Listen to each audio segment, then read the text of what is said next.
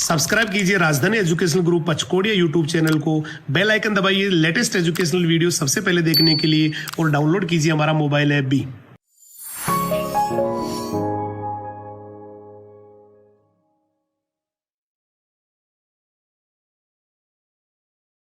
जय हिंद, जय राजधानी। कैसे हैं आप सभी? मैं हेमंत कुमार सिंह, आप सभी का बायोलॉजी मेंटर, एक बार फिर से राजधानी एजुकेशनल ग्रुप के यूट्यूब चैनल पे आपका हार्दिक स्वागत करता हूं। चलिए स्टार्ट करने वाले आज के लेक्चर को। आज का लेक्चर जो है हम आज पढ़ने वाले हैं हेमिकॉर्डेटा फाइलम के बारे में। ठीक है, हमने प्रीवियस लेक्चर में इकाइनोडर्मेटा फाइलम के कैरेक्टर्स के साथ साथ उसके क्लासिफिकेशन, हर क्लासेस के जनरल कैरेक्टर्स और ऑल द एग्जाम्पल जो हमें डिस्कस करना चाहिए उसके बारे में हमने स्टडी कर लिया है। और आज हम बिल्कुल न्यू और फ्रेश फाइलम को स्टार्ट करने वाले हैं। और ये क्या है? ये है हेमिकॉर्डेटा फाइलम। ठीक है, इसके कौन कौन से कैरेक्टर्स हमें स्टडी करने हैं आज के लेक्चर में हम ये डिस्कस करने वाले हैं। ठीक है, स्टार्ट करते हैं लेक्चर को। पहले मैं आपको ये बता दूं कि ये जो हेमिकॉर्डेटा है, यहां पर हेमी टर्म का मतलब क्या होता है। ठीक है, पहले इस पर्टिकुलर वर्ड के पीछे क्या मीनिंग निकाल सकते हैं पहले ये समझते हैं, उसके बाद हम इसके जनरल कैरेक्टर्स को समझेंगे। ठीक है, देखिए यहां पर जो हेमी टर्म होता है वो क्या रिप्रेजेंट करता है। यहां पे हेमी टर्म का मतलब होता है हाफ। क्या होता है यहाँ पे? हेमी टर्म जो है इसका मतलब होता है हाफ, या फिर इसे हम हिंदी में कहते हैं अद्र होता है। ठीक है, स्टार्टिंग में क्या हुआ था कि मैंने कहा बहुत से साइंटिस्ट ऐसे थे, बहुत से वैज्ञानिक ऐसे थे जो इनको जो है मतलब हेमिकॉर्डेटा फाइलम के जो भी मेंबर्स होते थे उनको वो कॉर्डेटा फाइलम के ही सदस्य मानते थे। ठीक है, मतलब हम ये कह सकते हैं पहले हेमिकॉर्डेटा फाइलम जो है कोई अलग सा फाइलम नहीं था, इसे हम कॉर्डेटा फाइलम में ही क्या करते थे? स्टडी किया करते थे। ठीक है, लेकिन उसके बाद जो है ऐसा देखा गया कि वर्तमान समय में इनमें पाए जाने वाले लक्षणों के आधार पर इसको जो है क्या मान सकते हैं? इसको कनेक्टिव लिंक मान सकते हैं। ठीक है, इसको कनेक्टिव लिंक किन किन पर्टिकुलर फाइलम के बीच में मान सकते हैं, या फिर दो स्पेशल जो हैं स्पीसीज कौन से होते हैं जिनके बीच इनका जो है संयोजक कड़ी मान सकते हैं इनको, वो क्या है? वो होते हैं कॉर्डेटा और नॉन कॉर्डेटा। ठीक है, इसे कॉर्डेटा और नॉन कॉर्डेटा के बीच में क्या मान सकते हैं? हम संयोजक कड़ी मान सकते हैं। ठीक है, ये क्यों? क्योंकि यहां पे आप देखेंगे कुछ एक कैरेक्टर्स जो होते हैं इनमें नॉन कॉर्डेट से सिमिलैरिटीज और समानता को प्रदर्शित करते हैं, जबकि कुछ कैरेक्टर ऐसे होते हैं जो कॉर्डेट्स के साथ समानता को प्रदर्शित करते हैं। ठीक है, यहां पर हाफ टर्म का मीनिंग क्या है? हाफ टर्म का मीनिंग यही होता है कि कुछ एक कॉर्डेटा के हाफ कैरेक्टर्स मिलते हैं और साथ साथ ये जो है कुछ एक नॉन कॉर्डेटा के भी कैरेक्टर्स यहां पे देखने को मिलते हैं। ठीक है, ये देखिए हम यहां पे स्टार्ट करने वाले हैं। मैंने क्या कहा स्टार्टिंग में? क्या था? मैंने कहा इसके जो भी मेंबर्स थे उसको कॉर्डेटा फाइलम में ही स्टडी किया करते थे। ठीक है, और उसके बाद एक साइंटिस्ट था, उनका नाम क्या था? उनका नाम था हाइमन। कौन सा नाम था? मैंने कहा ये हाइमन साइंटिस्ट ने क्या किया, इस हाइमन ने पहली बार ये बताया कि हम इसको क्या मान सकते हैं? हम इसको कनेक्टिव लिंक मान सकते हैं। ठीक है, कनेक्टिव लिंक मान सकते हैं किस किस के बीच का? अभी मैंने आपको बताया कि ये जो है संयोजक कड़ी होते हैं। कनेक्टिव लिंक का मीनिंग क्या होता है? मैंने कहा इसे कहा जाता है संयोजक कड़ी। क्या कहते हैं इसे? इसे संयोजक कड़ी कहा जाता है। और संयोजक कड़ी जो है किसके बीच का होता है हम ये देख लें तो मैंने आपको बता रखा है कि जिसमें नोटोकॉर्ड मतलब पृष्ठरज्जु अगर प्रेजेंट होते हैं तो हम उनके सदस्यों को कहते हैं कॉर्डेट्स, और अगर ये नोटोकॉर्ड पृष्ठरज्जु एब्सेंट होते हैं तो उसे क्या कहा जाता है? नॉन कॉर्डेट कहा जाता है। ठीक है, तो इस बेसिस पे हम जो है यहाँ पे कनेक्टिव लिंक इसको मान सकते हैं किस किस पर्टिकुलर ऑर्गेनिज्म के बीच में। मैंने कहा अगर हम बात करें नॉन कॉर्डेट्स की, ठीक है, अगर हम यहाँ पे लिख रहे हैं नॉन कॉर्डेट जिसमें क्या एब्सेंट होता है? मैंने कहा इसमें जो है पृष्ठरज्जु एब्सेंट होता है। ठीक है, तो नॉन कॉर्डेट और कॉर्डेट, ठीक है, नॉन कॉर्डेट और कॉर्डेट का बीच के जो है इसे हम संयोजक कड़ी मान सकते हैं। और ऐसा किसने बताया? एक साइंटिस्ट थे, उनका नाम क्या था? हाइमन। हाइमन ने सबसे पहले ये बताया कि इसके कुछ एक हाफ कैरेक्टर जो है सिमिलरिटीज शो करते हैं वो पर्टिकुलर ग्रुप के साथ जिसे हम नॉन कॉर्डेट कहते हैं, इन विच नोटोकॉर्ड क्या होते हैं? एब्सेंट होते हैं। ठीक है, हम ये डिस्कस कर चुके हैं। अब देखिए उसके बाद इन सभी पर्टिकुलर फिनोमिना के बाद जो है हेमिकॉर्डेटा को एक अलग से फाइलम में जगह दिया गया, और इसको हम पर्टिकुलर किसके बाद स्टडी करते हैं? इकाइनोडर्मेटा के बाद, और कॉर्डेटा फाइलम से पहले स्टडी करते हैं। ठीक है, अब देखते हैं यहाँ पे हेमिकॉर्डेटा फाइलम को और क्या कहा जाता है। ठीक है, यहां पे देखिए हेमिकॉर्डेटा फाइलम को ही क्या कह सकते हैं? इसे ही कहा जाता है स्टोमोकॉर्डेटा। क्या कहते हैं इसे? इसे स्टोमोकॉर्डेटा भी कहा जाता है। क्या कहा जाता है? मैंने कहा इसे स्टोमोकॉर्डेटा कहते हैं। अब इसे स्टोमोकॉर्डेटा क्यों कहते हैं हम इसके बारे में डिस्कस करेंगे, लेकिन इससे पहले मैं आपको यह बता दूं कि इस पर्टिकुलर फाइलम जो है में आने वाले जो भी सदस्य होते हैं, जो भी मेंबर्स होते हैं, उनके बॉडी पार्ट्स के बारे में पहले बात करेंगे उसके बाद मैं आपको बताऊंगा कि आखिर हम इसे स्टोमोकॉर्डेटा क्यों कहते हैं। ठीक है, पहले हम इसके बॉडी पार्ट्स के बारे में बात करते हैं, मतलब इसके पर्टिकुलर जो भी मेंबर हैं इनके बॉडी पार्ट्स, शरीर के खंडों की हम बात करने वाले हैं कि कितने खंड होते हैं हेमिकॉर्डेटा फाइलम में आने वाले मेंबर्स के। ठीक है, यहां पर जनरली हम ये कहते हैं, अगर नंबर ऑफ बॉडी पार्ट्स की बात करते हैं तो कितने होते हैं, 3 बॉडी पार्ट्स होते हैं। यहां पे 3 प्रकार के शरीर के खंड यहां पर देखने को मिलता है। ठीक है, ये कौन से होते हैं, मैंने कहा जो फर्स्ट जो शरीर का खंड होता है ये कौन सा होता है स्टूडेंट, इसे कहा जाता है प्रोबोसिस। क्या कहते हैं इसे कहा जाता है प्रोबोसिस। लेकिन अब प्रोबोसिस को हिंदी में क्या कहते हैं, इसे कहते हैं, प्रोबोसिस को कहा जाता है सुंडिका। क्या कहा जाता है इसे, ये जो इसका प्रथम शरीर का खंड आप देख रहे हैं इसे क्या कहते हैं, इसे प्रोबोसिस कहते हैं या फिर सुंडिका कहा जाता है। ठीक है, अब देखिए ये जो सेकेंड पार्ट होता है इसी के बॉडी का, इसे क्या कहते हैं, इसे कहा जाता है कॉलर। क्या कहते हैं, इसे कॉलर कहते हैं। और ये जो कॉलर होता है ये ग्रीवा के समान भाग होता है या नेक लाइक पार्ट होता है। मैंने कहा ये जो कॉलर है इसे क्या कह सकते हैं, इसे हम कह सकते हैं कि ग्रीवा के समान भाग होते हैं। ठीक है, अब देखिए अगर इसके बॉडी के थर्ड पार्ट को हम डिस्कस करें कि थर्ड पार्ट कौन सा होता है, तो मैंने कहा फर्स्ट पार्ट कौन सा था, प्रोबोसिस था। सेकेंड पार्ट कौन सा है, कॉलर होता है। और ये जो थर्ड पार्ट होता है इसे क्या कहते हैं, बेसिकली इसे कहते हैं ट्रंक। क्या कहते हैं इसे ट्रंक कहा जाता है। और आप जानते हैं ट्रंक को क्या कहते हैं हिंदी में, इसे कहा जाता है धड़। क्या कहा जाता है, इसे धड़ वाला भाग कहा जाता है। तो हमने यहाँ पर क्या स्टडी किया,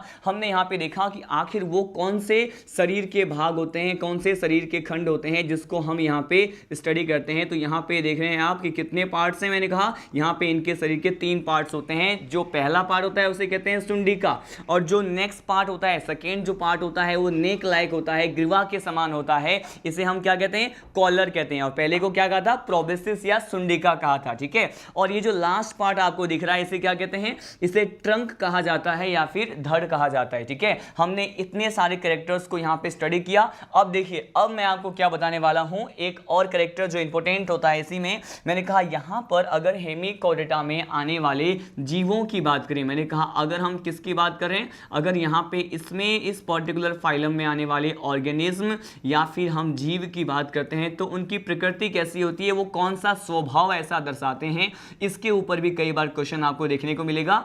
ठीक है, यहां पर हम देखने वाले हैं कि इस पर्टिकुलर फाइलम, इस संघ में आने वाले हम अगर जीव की बात करते हैं तो ये जीव कैसे होते हैं, मैंने कहा ये जीव जो हैं सेसाइल होते हैं। कैसे होते हैं, ये सेसाइल होते हैं। सेसाइल का मीनिंग क्या होता है मैं आपको बता दूं, इसी हिंदी में कहते हैं ये स्थानबद्ध होते हैं। क्या होते हैं, मैं लिख दिया, ये जो है क्या होते हैं, स्थानबद्ध होते हैं। स्थानबद्ध के बारे में आपने एक और फाइलम के मेंबर में पढ़ा था, जब मैंने आपको पॉरीफेरा या स्पंज बताया था, वहां पर भी कहा था कि इस पॉरीफेरा और स्पंज जो फाइलम होते हैं बेसिकली वो उनमें आने वाले जो मेंबर्स होते हैं, जो जीव होते हैं वो भी स्थानबद्ध होते हैं। मतलब पर्टिकुलर एक ही जगह से, एक ही आधार से, पृथ्वी के सतह से, अर्थ सरफेस से क्या होते हैं, जुड़े होते हैं, सबस्ट्रेटम से जुड़े होते हैं। और वहीं जुड़कर जो है बेसिकली अपने जो भी फूड को कैप्चर करना होता है, फूड को गेन करना होता है, तो पर्टिकुलर जो भी प्रकार के जो बायोलॉजिकल प्रोसेस हैं वो एक ही जगह सबस्ट्रेटम से चिपक कर जो है करना पसंद करते हैं। और इसके नेचर को, इस प्रकार के प्रकृति को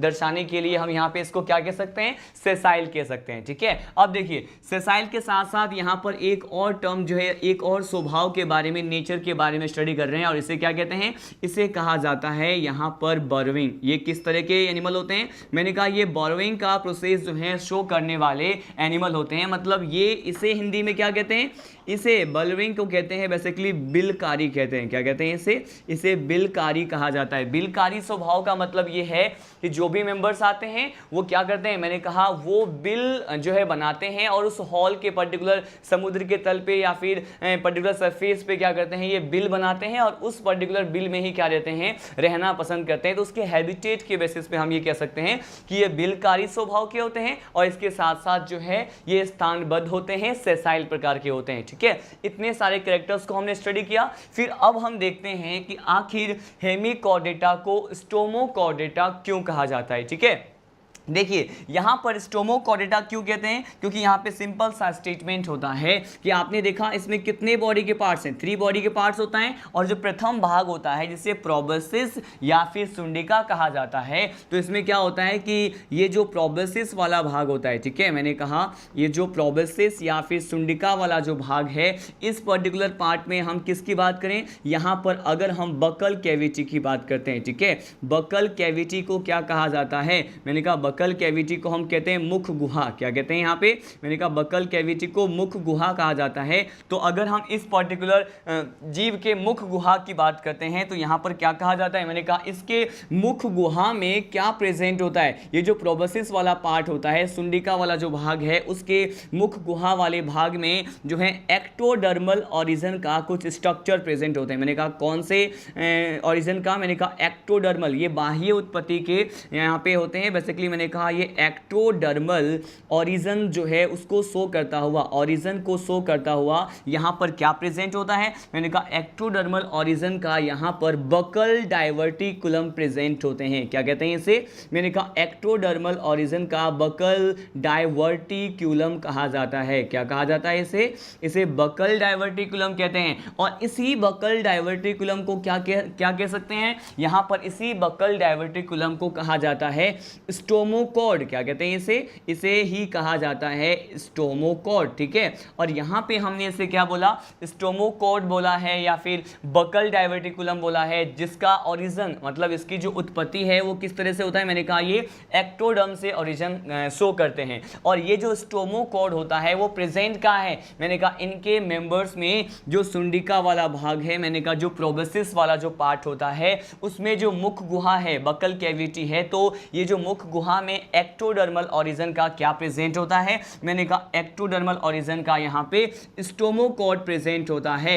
और यहाँ पे स्टोमोकॉर्ड प्रेजेंट होता है, इसीलिए हम क्या कहते हैं इसको, इसे हम कहते हैं स्टोमोकॉर्डेटा भी कहते हैं, ठीक है। मैं आपको बता दूं कि ये स्टोमोकॉर्ड या बकल डाइवर्टिकुलम जो है उसको पहले क्या माना जाता था, ठीक है। यहाँ पे इसको बेसिकली ये कह सकते थे कि बेसिकली यहाँ पे ये क्या होते हैं, ये होमोलोगस होते हैं। क्या होते हैं ये, होमोलोगस का मतलब होता है समजात, ठीक है। क्या होता है, समजात होता है। मैंने कहा जिसका ओरिजिन सेम होता है, बेसिकली हम उसे समजात कह सकते हैं। मैंने कहा ये जो है स्टोमोकॉर्ड होमोलोगस कंसीडर किए जाते थे, किसके साथ, मैंने कहा ये नोटोकॉर्ड के साथ होमोलोगस माना कंसीडर किए जाते थे, इसीलिए हम इसे क्या कहते हैं, इसीलिए इसे जो है बेसिकली कहते हैं कि स्टोमोकॉर्ड अगर ये होमोलोगस स्ट्रक्चर होता है, नोटोकॉर्ड के समजात यहाँ पे संरचना पाई जाती है, इसीलिए तो यहाँ पे कहते हैं कि ये जो है कनेक्टिव लिंक होता है नॉन कॉर्डेटा और कॉर्डेटा के बीच में, ठीक है। मतलब इसके दोनों ही पर्टिकुलर ग्रुप के लक्षण यहाँ पे हेमीकॉर्डेटा में हमें देखने को मिलते हैं, ठीक है। तो यहाँ पे मैंने आपको बता दिया कि स्टोमोकॉर्ड जो है उसको क्या माना जाता था, मैंने कहा इसको कंसीडर किया जाता था नोटोकॉर्ड के समजात स्ट्रक्चर या फिर होमोलोगस स्ट्रक्चर, ठीक है। और ये कहाँ प्रेजेंट होते थे, मैंने कहा ये जो है एक्टोडर्मल उत्पत्ति के स्वभाव के होते थे और ये मुख गुहा या प्रोबेसिस वाले भाग में इनके जीवों में प्रेजेंट हुआ करते थे, ठीक है। अब देखते हैं इसके नेक्स्ट कैरेक्टर की तरफ कि हमें और क्या क्या बेसिक कैरेक्टर इसमें हमें स्टडी करना होता है। देखिए यहाँ पर ही हम बात करते हैं किसके बारे में, यहाँ पर ही हम बात करते हैं बेसिस ऑफ क्लासिफिकेशन के बारे में, ठीक है। यहाँ पर हम बात करने वाले हैं बेसिस ऑफ क्लासिफिकेशन के पॉइंट के बारे में। देखिए अगर बेसिस ऑफ क्लासिफिकेशन की बात करें तो इसको हमने पीछे के जितने भी हमने फाइलम जो है इंडिविजुअल स्टडी किए हैं उन सभी में मैंने ये जो वर्गीकरण का आधार या बेसिस ऑफ क्लासिफिकेशन के बारे में बताया है, ठीक है। ये कौन कौन से पॉइंट होते हैं, मैंने कहा देखिए यहाँ पर अगर वर्गीकरण के आधार और बेसिस ऑफ क्लासिफिकेशन की बात करें तो हम क्या क्या पॉइंट यहाँ पे कंसिडर कर सकते हैं, मैं आपको ये एक्सप्लेन करने वाला हूँ। देखिए यहाँ पर क्या कहा जाता है बेसिस ऑफ क्लासिफिकेशन में कि फर्स्ट ऑफ ऑल हम बात करते हैं इसके लेवल ऑफ ऑर्गेनाइजेशन, मतलब यहाँ पे इनके शारीरिक संगठन के स्तर की बात करते हैं। तो एज यूजुअल आपको पता है यहाँ पर क्या होने वाला है, मैंने कहा यहाँ पर ऑर्गन सिस्टम लेवल होता है। क्या होता है यहाँ पे, मैंने कहा यहाँ पे organ system level of organisation present होते हैं। अंग तंत्र स्तर का जो है शारीरिक संगठन का स्तर पाया जाता है, ठीक है। यहाँ पे बेसिस ऑफ क्लासिफिकेशन में जो नेक्स्ट पॉइंट होता है ये हमें पढ़ना होता है बॉडी प्लान के बारे में। और बॉडी प्लान को क्या कहते हैं, इसे कहा जाता है हिंदी में शरीर आयोजन। क्या कहते हैं इसे शरीर आयोजन कहते हैं। और यहाँ पर शरीर आयोजन जो होता है वो किस प्रकार का होता है, तो यहाँ पर इसमें शरीर आयोजन जो पाया जाता है वो तीसरा प्रकार होता है, थर्ड टाइप का जो बॉडी प्लान हमने पढ़ा हुआ है। ये कौन सा होता है, ये होता है tube with in tube type का। कौन सा होता है, मैंने कहा यहाँ पर ट्यूब विद इन ट्यूब, मतलब नलिका के अंदर नलिका प्रकार का शरीर का आयोजन यहाँ पे हमें देखने को मिलता है। ठीक है, नेक्स्ट पॉइंट हम स्टडी करते हैं इसके बॉडी वॉल के बारे में। ठीक है, यहाँ पे अगर हम इसके बॉडी वॉल के बारे में देखें कि अगर यहाँ पे देह भित्ति की बात करते हैं, और इसी को क्या कहा जाता है, इसी को जनन स्तर भी कहते हैं, इसी को जर्म लेयर भी कहते हैं। तो अगर बॉडी वॉल और जर्म लेयर की बात करें, यानी मतलब शरीर के भित्ति या देह भित्ति की बात करते हैं, तो इसमें कितने होते हैं जर्म लेयर, मैंने कहा इसमें 3 जर्म लेयर होते हैं। अगर 3 जर्म लेयर है तो इसको क्या कह सकते हैं, इसको कहा जाता है ट्रिप्लोब्लास्टिक। क्या कहा जाता है, मैंने कहा इसको ट्रिप्लोब्लास्टिक कहा जाता है। आप जानते हैं इसके बारे में, मैंने बहुत बार डिस्कस कर लिया। इसके बाद सीधे लीड करते हैं, इसमें जो नेक्स्ट पर्टिकुलर पॉइंट पढ़ना है बेसिस ऑफ क्लासिफिकेशन, वर्गीकरण के आधार में ही ये क्या होता है, हम यहाँ पे सिलोम या बॉडी कैविटी मतलब इसके गुहा की बात करते हैं। ठीक है, इसमें जो गुहा होता है ये सबसे विकसित प्रकार का गुहा होता है, सत्य प्रकार का गुहा होता है। इसे हम क्या कहते हैं, एंटेरोसिलोमेट कहते हैं। क्या कहते हैं इसे एंटेरोसिलोमेट कहते हैं। मैंने आपको प्रीवियस फाइलम, जब मैंने आपको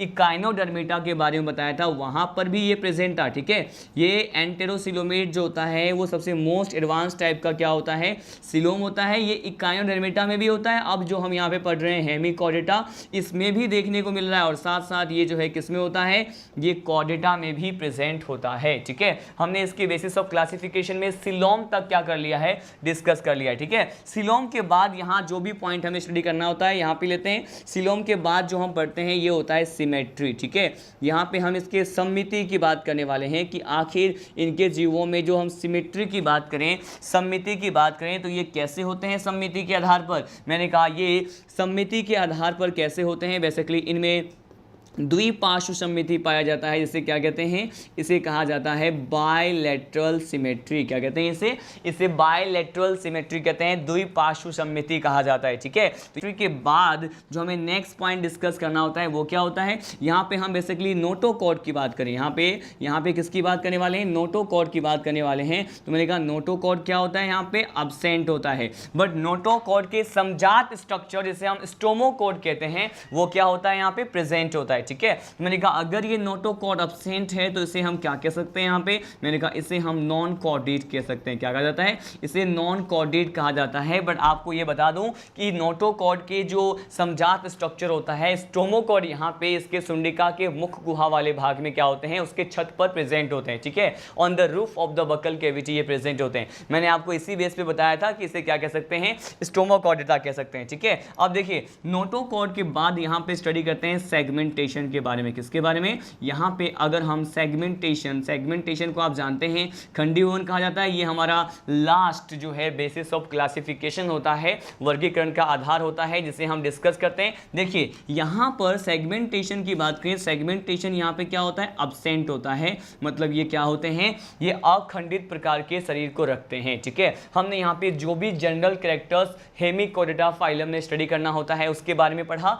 मैं इन सभी चीज़ों को जो है इन्हें शॉर्ट वे वापस से वन मोर टाइम एक्सप्लेन करने वाला हूं, ताकि आप इन सभी चीज़ों को अच्छे से समझ पाएं और हमेशा के लिए रिकॉल कर पाएं। ठीक है, देखिए मैंने आपको बताया हेमिकॉर्डेटा फाइलम के बारे में, और ये जो है हेमी वर्ड क्या रिप्रेजेंट करता है, मैंने कहा ये हाफ को रिप्रेजेंट करता है। किसको, मैंने कहा ये हाफ को रिप्रेजेंट करता है। मतलब यहाँ पे हाफ क्यों कह रहे हैं, क्योंकि पहले जो है बहुत सारे वैज्ञानिक जो हैं इनको कॉर्डेटा फाइलम का ही एक सदस्य मानते थे। इसको अलग से एक इंडिविजुअल फाइलम को के रूप में जो है जगह नहीं दी गई थी। बाद में एक साइंटिस्ट थे, उनका नाम क्या था, उनका नाम था हाइमन ने पहली बार बताया कि ये जो है हम इनको जो है वर्तमान में इनमें पाए जाने वाले लक्षणों के आधार पर इसको हम क्या मान सकते हैं, मैंने कहा इनको नोटोकॉर्ड और या फिर नॉन कॉर्डेट या फिर कॉर्डेट के बीच में संयोजक कड़ी या फिर कनेक्टिव लिंक मान सकते हैं। उसके बाद देखिए ये स्टेटमेंट देने वाले साइंटिस्ट कौन थे, हाइमन थे। उसके बाद मैंने कहा यहाँ पर हेमिकोरिडा को स्टोमोकॉड कहते हैं। उसके बाद यहाँ पे मैंने इसके एक स्वभाव के बारे में बात की, जो भी जीव इस हेमिकोरिडा में आते हैं उनका स्वभाव कैसा होता है। मैंने कहा वो स्थानबद्ध होते हैं और बिलकारी स्वभाव को दर्शाते हैं, मतलब बिल में रहते हैं, ठीक है। और ये जो है ये भी देखा जाता है कि ये बिल में तो रहते हैं, बिल बनाकर तो निवास करते हैं उसमें, लेकिन वो जो है बार बार जो है उस बिल से बाहर आते रहते हैं, अपना जो एंटीरियर पार्ट होता है, सुंडिका वाला जो भाग होता है उसको निकालते हैं, और इस बेसिस पे इन्हें टंग वॉर्म भी कहते हैं, जिसके बारे में अभी आपको बताने वाला हूं। तो हमने यहाँ पे 3 टाइप्स के बॉडी पार्ट्स की बात की। यहाँ पर सुंडिका जो है प्रोबेसिस होता है, कॉलर या फिर नेक वाला पार्ट जिसे हम कॉलर कहते हैं, ग्रीवा के समान भाग होता है, और लास्ट पार्ट के बारे में आपको बताया जो कि होता है धड़ वाला भाग जिसे हम ट्रंक वाला पार्ट कहते हैं, ठीक है। अब देखिए हमने यहाँ पे बेसिस ऑफ क्लासिफिकेशन में हर पॉइंट स्टडी किया, वही एज यूजुअल जो हम प्रीवियस फाइलम में भी पढ़े थे। इसमें कोई भी खास डिफरेंस हमें देखने को नहीं मिला।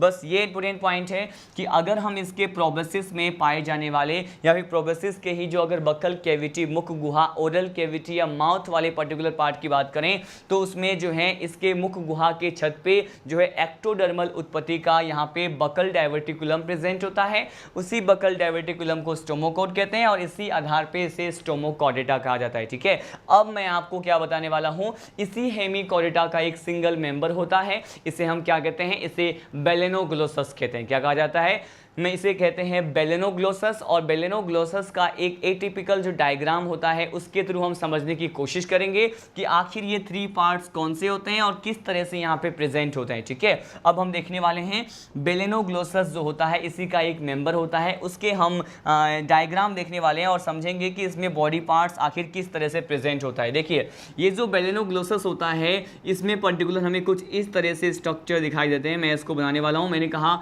ये जो बेलेनोग्लोसस है, ये पर्टिकुलर ये पार्ट जो आपको दिखाई दे रहा है ये किसको रिप्रेजेंट करता है। मैंने कहा ये पार्ट जो होता है वो बेसिकली रिप्रेजेंट कर रहा है इसके, मैंने कहा इसके सबसे फर्स्ट पार्ट जो होता है इसे हमने क्या कहा था, सुंडिका कहा था। ये इसका जो है सुंडिका वाला पार्ट हो गया, प्रोबेसिस वाला पार्ट हो गया, ठीक है। उसके बाद जो बीच वाला पार्ट होता है ग्रीवा के समान, मैंने कहा ये बना रहा हूं मैं इस पर्टिकुलर डायग्राम में। मैंने कहा ये जो है बीच वाला पार्ट हो गया, मिडिल पार्ट हो गया, नेक वाला पार्ट हमने यहाँ पे क्या कर दिया है, बना दिया है। लेकिन इसका जो ट्रंक वाला पार्ट होता है वो सबसे लॉन्गेस्ट पार्ट होता है और इसको हम बनाने जा रहे हैं। मैंने कहा ये जो पार्ट आपको दिख रहा है बेसिकली ये कौन सा पार्ट है, मैंने कहा ये पार्ट जो होता है इसका सबसे लास्ट पार्ट धड़ वाला भाग होता है, जिसे हम क्या कहते हैं, इसे ट्रंक कहा जाता है, ठीक है। अब देखिए यहां पर हम क्या एक्सप्लेन कर सकते हैं, इसके हर पार्ट को लेबल करते हैं, इसमें कौन कौन से स्ट्रक्चर प्रेजेंट होते हैं हम इसके बारे में भी बात करेंगे, ठीक है। मैंने ये जो डायग्राम बनाया है ये किसका बनाया है, बेसिकली यहां पे लिख देते हैं, पहले मेंशन कर रहे हैं कि ये डायग्राम है किसका। यहां पे एक सदस्य होता है, इसे क्या कहते हैं, इसे कहा जाता है बेलेनोग्लोसस। क्या कहते हैं, इसे बेलेनोग्लोसस कहा जाता है। तो इसी पर्टिकुलर बेलेनोग्लोसस को जो है कॉमनली क्या कहते हैं, ये जो भी मेंबर इस फाइलम में आते हैं उसे कॉमनली या सामान्य रूप से इसे वॉर्म भी कहा जाता है, ठीक है। इसे टंग वॉर्म कहते हैं, जीव कृमि कहा जाता है, ठीक है। हम ये भी बात करने वाले हैं। तो मैंने कहा बेलेनोग्लोसस जो होता है इसे सामान्य रूप से क्या कहा जाता है, इसे टंग वॉर्म कहा जाता है। क्या कह सकते हैं हम इसे टंग वॉर्म कह सकते हैं। और ये जो टंग वॉर्म होता है इसे हिंदी में क्या कह सकते हैं, इसे कहा जाता है जीव कृमि। क्या कहते हैं, इसे जीव कृमि कहते हैं। टंग वॉर्म के साथ साथ इसे और क्या टर्म दिया जा सकता है, मैंने कहा इसे ही कहते हैं एकॉर्न वॉर्म। क्या कहते हैं, इसे एकॉर्न वॉर्म कहा जाता है, ठीक है। ये हमने यहाँ पे इसके कॉमन नेम के बारे में क्या की है, डिस्कस किए हैं। बेसिकली इसके जो भी बेलेनोग्लोसस का पर्टिकुलर पार्ट होता है हम इस डायग्राम में देख रहे थे, और इसके साथ साथ मैंने इसके कॉमन नेम के बारे में बताया कि इसी को टंग वॉर्म कहते हैं और इसी को एकॉर्न वॉर्म कहते हैं, ठीक है। अब देखिए इसका जो फर्स्ट पार्ट होता है बॉडी का, ये मैंने कहा ये इसका फर्स्ट पार्ट है, इसे हम क्या कह देंगे, ये जो है इसका प्रोबेसिस वाला पार्ट होता है। क्या होता है, मैंने कहा ये जो इसका पार्ट होता है वो बेसिकली कौन सा पार्ट है, मैंने कहा ये प्रोबेसिस, और इसे ही क्या कहा जाता है आप जानते हैं, इसे ही हम कहते हैं ये इसका सुंडिका वाला क्या होता है, भाग होता है, ठीक है। अगर इसके नेक्स्ट पार्ट की बात करें तो ये सेकेंड पार्ट है, और सेकेंड पार्ट जो होता है इसका, इसे हम क्या कहते हैं, बेसिकली ये इसका कॉलर वाला पार्ट आपको दिख रहा है, ठीक है। ये कॉलर वाला पार्ट जिसके बारे में हम पहले ही मेंशन कर चुके हैं, ये ग्रीवा वाला भाग है, ठीक है। और यहाँ पे देखिए सबसे इंपॉर्टेंट पार्ट जो है इसका थर्ड पार्ट होता है, जो आपको यहाँ पे लॉन्गेस्ट पार्ट दिखाई दे रहा है इस डायग्राम में, में, ये क्या है, मैंने कहा ये इसका ट्रंक वाला पार्ट होता है और ट्रंक वाले पार्ट को क्या कहते हैं, धड़ कहा जाता है। ठीक है, अब देखिए यहाँ पे स्टडी करते हैं कि सबसे इंपॉर्टेंट पार्ट मैंने यहाँ पे थर्ड पार्ट को बताया है, ट्रंक वाले पार्ट को बताया है। क्यों? क्योंकि यहाँ पर क्या कहा जाता है कि इसके ट्रंक वाले पार्ट में, इसके धड़ वाले भाग में कुछ इस तरह से स्ट्रक्चर्स प्रेजेंट होते हैं और ये जो स्पेशल टाइप की संरचनाएं आपको दिख रही हैं, ये अगर इनकी संख्या की बात करें तो ये कितने होते हैं, ये 2 पेयर्स होते हैं। कितने होते हैं यहाँ पे, ये 2 पेयर्स होते हैं। और इसे कहते क्या है, इसे कहा जाता है हिपैटिक सिका या हिपैटिक सिकी कहते हैं। क्या कहते हैं इसे बेसिकली हम कहते हैं हिपैटिक सिका या हिपैटिक सिकी कहा जाता है। अब ये जो हिपैटिक सिकी मैंने बताया है, इसका वर्क क्या होता है हम ये भी डिस्कस करेंगे। पहले हमने देखा कि इसके नंबर्स की बात करें, इसके संख्या की बात करें, ये है कितने, मैंने कहा ये 2 जोड़ी होते हैं या फिर 2 पेयर्स यहाँ पे प्रेजेंट होते हैं हिपैटिक सिका। ठीक है, इसके फंक्शन की बात करते हैं कि आखिर ये कौन से वर्क को यहाँ पे परफॉर्म करते हैं। बेसिकली ये कहा जाता है यहाँ पर कि ये जो है डिफरेंट टाइप के डाइजेस्टिव एंजाइम को क्या करते हैं, सीक्रेट करते हैं। मैंने कहा ये किसको सीक्रेट कर रहे हैं, ये डाइजेस्टिव एंजाइम को क्या करते हैं, विभिन्न प्रकार के पाचक एंजाइम को क्या करते हैं, ये रिलीज करते हैं। ठीक है, अगर ये पाचक एंजाइम को रिलीज कर रहे हैं तो ये पाचक एंजाइम क्या करेंगे, मैंने कहा ये पाचक एंजाइम जो है इसमें भोजन के पाचन के लिए क्या होंगे, रेस्पॉन्सिबल होंगे, मतलब फूड के डाइजेशन के लिए। मैंने लिखा इसमें पाए जाने वाले ये जो एंजाइम होते हैं बेसिकली इसे क्या कहते हैं, डाइजेस्टिव एंजाइम, जो कि रिलीज किससे हो रहा है, मैंने कहा 2 पेयर्स जो हिपैटिक सिकी आपको इस डायग्राम में दिख रहा है, जो कि किस वाले भाग में प्रेजेंट है, ट्रंक वाले भाग में प्रेजेंट है। ठीक है, ये भोजन के पाचन में क्या करेंगे, भोजन के पाचन में हेल्प करेंगे, सहायता करेंगे। ठीक है, हमने ये पढ़ लिया। ठीक है, यहाँ पे आपको बेलेनोग्लोसस जो होता है उसका एक एटिपिकल डायग्राम बताया, इसके कौन से वाले पार्ट में क्या स्पेशल फीचर होता है, हमने ये स्टडी किया। ठीक है, इसे स्टडी करने के बाद हम यहाँ पे स्टडी करने वाले हैं इसके लाइव प्रोसेस के बारे में। ठीक है, अगर ये हेमिकोडिडा फाइलम में जो भी लाइव प्रोसेस होता है, मतलब यहाँ पर इनमें होने वाले जो भी प्रकार के जैविक क्रियाएं होते हैं उसको हम 1 बाय 1 स्टडी करते हैं। मैं फर्स्ट ऑफ ऑल यहाँ पे क्या बताने वाला हूँ इसके लाइव प्रोसेस में, मैंने कहा यहाँ पर हम बात करें इसके लाइव प्रोसेस मतलब इसके जैविक प्रक्रम के बारे में। हेमिकोडिडा में फर्स्ट ऑफ ऑल जो लाइव प्रोसेस यहाँ पे डिस्कस कर रहे हैं ये कौन सा है, ये है इसमें पाचन। ठीक है, हम देखेंगे कि इसमें पाचन के लिए मतलब इसमें डाइजेशन के लिए क्या प्रेजेंट होता है। ठीक है, देखिए यहाँ पर डाइजेशन या फिर पाचन के लिए क्या प्रेजेंट है, आपको अभी मैंने बताया कि इसमें क्या प्रेजेंट होता है, हिपैटिक सिकी प्रेजेंट होते हैं। ठीक है, मतलब इसका भी क्या है, इसका भी डाइजेशन में रोल होने वाला है।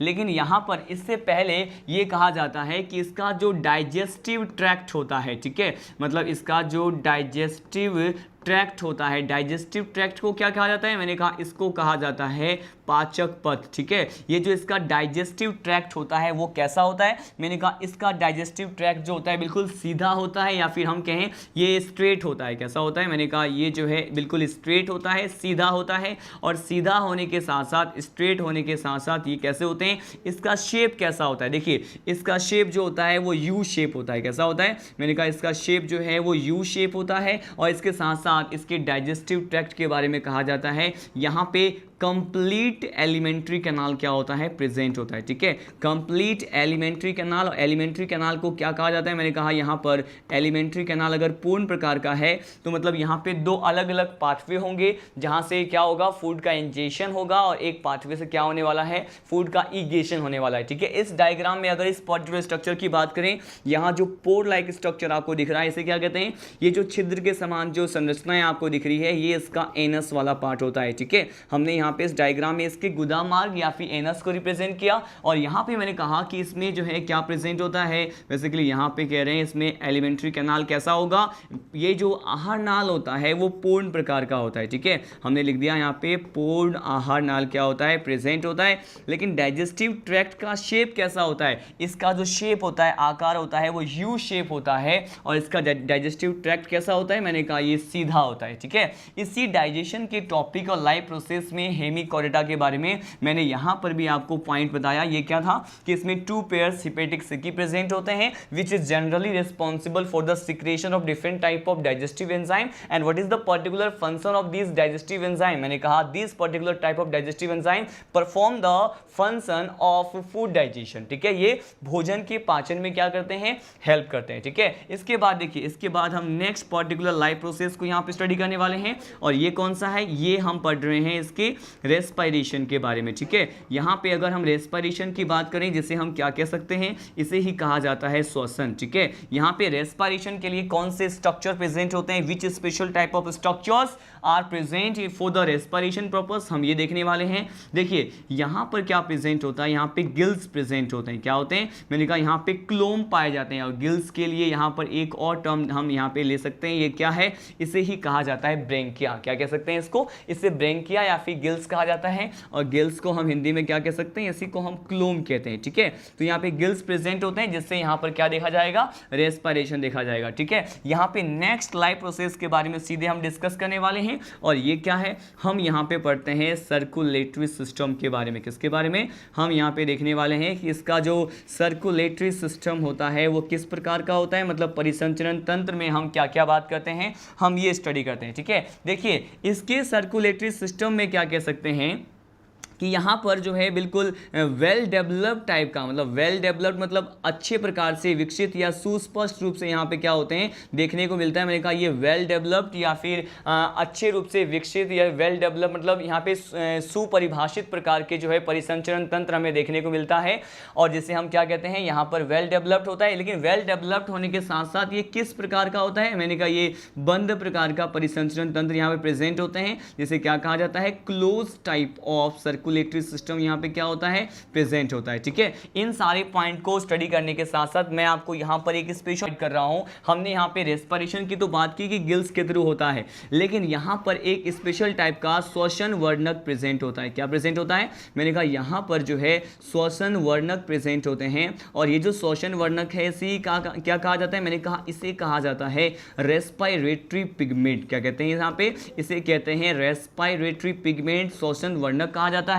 और श्वसन वर्णक के रूप में यहाँ पर क्या प्रेजेंट होता है, देखिए यहाँ पे श्वसन वर्णक के रूप में जो प्रेजेंट होता है इसे क्या कहते हैं, इसे कहते हैं वैनिडियम। क्या कहते हैं इसे, यहाँ पे श्वसन वर्णक के रूप में वैनिडियम प्रेजेंट होते हैं, ठीक है। वैनिडियम एक श्वसन वर्णक होता है जो यहाँ पे पाया जाएगा, ठीक है। यहाँ पे इन सारे पॉइंट्स को डिस्कस करने के साथ साथ हम सीधे लीड करते हैं कि आखिर एक्सक्रीशन मतलब उत्सर्जन के लिए यहाँ पे क्या प्रेजेंट होता है। तो हमारा नेक्स्ट पॉइंट है यहाँ पे इनमें उत्सर्जन कैसा होगा, ठीक है। देखिए अगर हम इसमें उत्सर्जन की बात करें, उत्सर्जन को ही क्या कह सकते हैं, मैंने कहा यहाँ पर हम इसमें जो है एक्सक्रीशन की बात करने वाले हैं, ठीक है। देखिए यहाँ पे एक्सक्रीशन किस प्रकार का होता है, तो ये स्पेशल टाइप का होता है। यहाँ पर इसमें एक्सक्रीशन एक प्रकार के ग्रंथि या फिर ग्लैंड जैसे स्ट्रक्चर से होता है, जिसे क्या कहते हैं, इसे कहा जाता है प्रोबेसिस ग्लैंड। क्या कहते हैं यहाँ पे, इसे कहा जाता है प्रोबेसिस ग्लैंड। और प्रोबेसिस ग्लैंड से यहाँ पर क्या होने वाला है, उत्सर्जन का प्रोसेस देखा जाता है, ठीक है। लेकिन ये जो प्रोबेसिस ग्लैंड होते हैं, ये जो प्रोबेसिस ग्रंथि है,